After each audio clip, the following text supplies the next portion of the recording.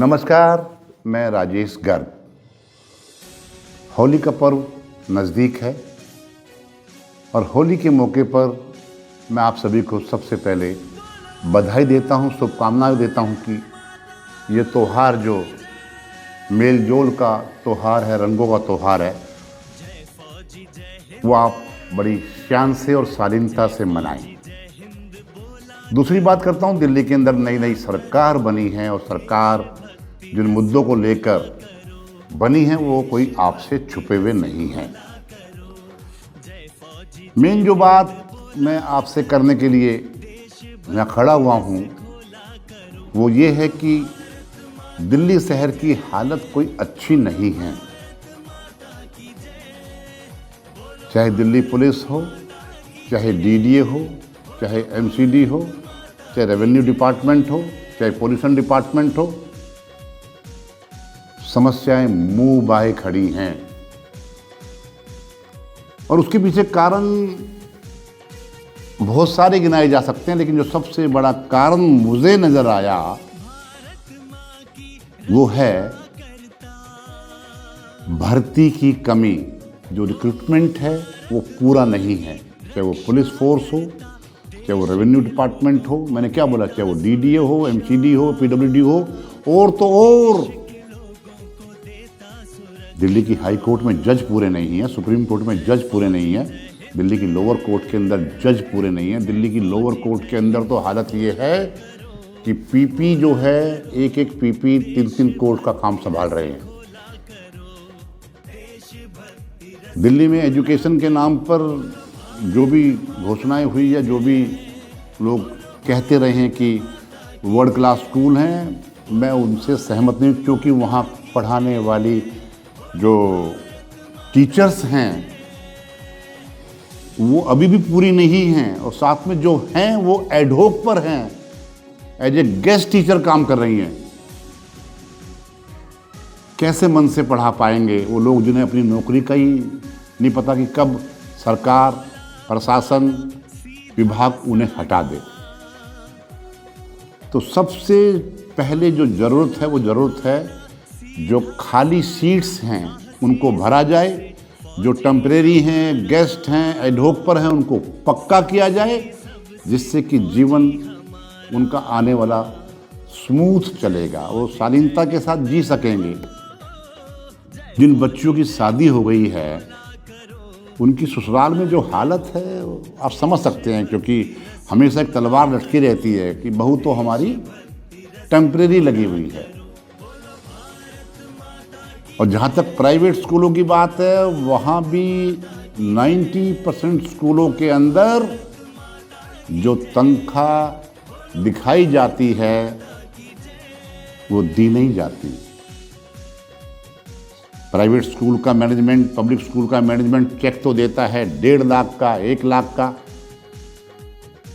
जैसा जैसा स्टेटस है। पीजीटी का अलग है, टीजीटी का अलग है, लेवल देखकर, लेकिन चेक देने के बाद उनसे कैश ले लिया जाता है टीचर्स से, और ये सबको मालूम है। मतलब ये बात छुपी हुई नहीं है, जो चीज सबको मालूम है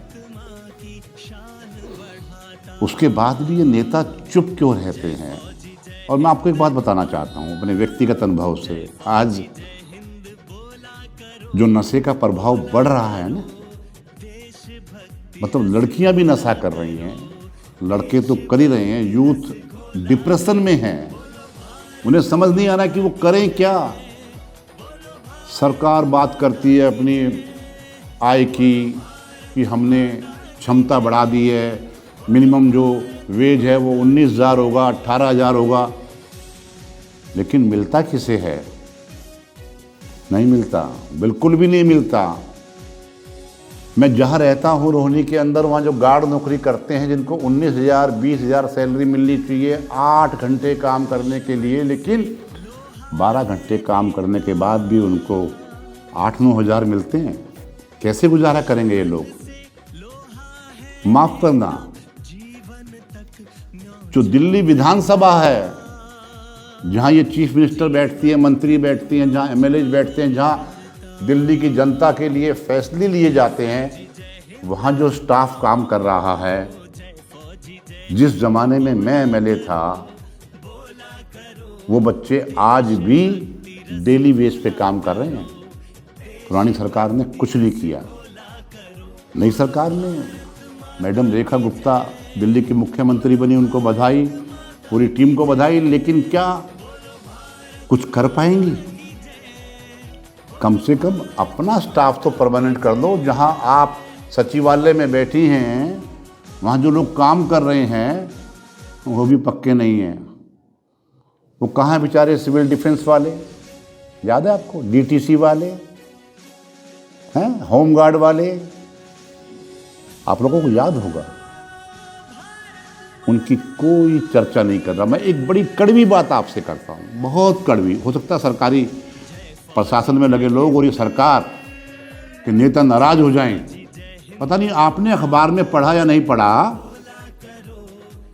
दिल्ली सरकार के पास और केंद्रीय सरकार के पास देने के लिए पैसे नहीं है। इसलिए एक सुप्रीम कोर्ट का मैं आदेश पढ़ रहा था कि हाई कोर्ट में जो नियुक्तियां होंगी वो एडहोक बेस पर होंगी। मतलब जजेस को लगाने के लिए भी इनके पास पैसे नहीं हैं, क्योंकि जो परमानेंट लगेंगे उन्हें सुविधाएं भी देनी होंगी, उन्हें पूरी तनख्वाह भी देनी होगी, बाकी फैसिलिटीज़ भी देनी होगी, रिटायरमेंट के बाद उनको पेंशन भी देनी होगी, मेडिकल फैसिलिटीज़ भी देनी होगी। नहीं हैं। जो फ्री का सामान बांटने की घोषणाएं कर कर चुनाव जीतने का एक जो साधन बना लिया है सभी पार्टियों ने, चाहे वो बीजेपी हो, चाहे वो कांग्रेस हो, चाहे वो आम आदमी पार्टी हो, चाहे वो अकाली दल हो, चाहे वो टीएमसी हो ममता बनर्जी की, चाहे वो तेलुगु देशम हो, सभी का एक ही हक, चाहे वो सपा हो, बसपा हो, ये सब ड्रामेबाज लोग हैं। ये अपनी आमदनी इतनी बना लेते हैं एक चुनाव जीतकर कि 7 पीढ़ी तक उन्हें टेंशन नहीं होती, मालूम है। और ऐसा नहीं है कि ये भ्रष्टाचारी केवल आम आदमी पार्टी में है, बीजेपी में भी बराबर के हैं। लेकिन चुनाव वो लोग जीत रहे हैं और कांग्रेस में थे तो कांग्रेस ने भुगता। दिल्ली में कितनी सीट मिली? कितनी मिली? क्या क्या बोलते हैं? अंडा। कितनी बार से? पिछले 3 चुनाव से, मतलब 15 साल से। और आगे भी कोई भरोसा नहीं है। तो वीडियो लंबी होने जा रही है। मैं कहना चाहता हूं कि भ्रष्टाचार की जड़ है ये नेता, ये लोग, इनके इशारे पर ही भ्रष्टाचार होता है। नियम ये बनाते हैं, इनको पता है कहाँ कहाँ करप्शन है। और साथ में जो बच्चे परेशान हैं, युवक युवतियाँ परेशान हैं, जो डिप्रेशन में हैं, उसके लिए भी सरकार जिम्मेवार है। यदि ये नौकरियाँ देंगी, बच्चों का इंतजार खत्म हो जाएगा। जिन बच्चों की एज निकल चुकी है, निकलने जा रही है, वो जिस प्रकार का जीवन जी रहे हैं, इसके बारे में दिल्ली के मुख्यमंत्री को समझना होगा, देश के प्रधानमंत्री को समझना होगा। होली का त्यौहार है, लेकिन होली पर आमतौर पर मजाक की जाती है। मैंने कोई मजाक नहीं की, ना वो मजाक में करने की आदत है, कर लेता हूँ कभी कभी, लेकिन ये सब सच है। कभी ये लोग हमसे मजाक ना कर दें। तो चुनाव में कहा सबको पक्की नौकरी देंगे, भ्रष्टाचार दूर करेंगे, महिलाओं को ये देंगे, पुरुषों को ये देंगे। कभी वो हमसे होली के नाम पर फरेब तो नहीं कर रहे, ये मजाक तो नहीं कर रहे। तो आने वाला समय बताएगा। एक बार फिर आपको होली की शुभकामनाएं। आपका धन्यवाद। जय हिंद, जय फौजी। जय फौजी जय हिंद, जय फौजी जय हिंद, बोला करो बोला करो।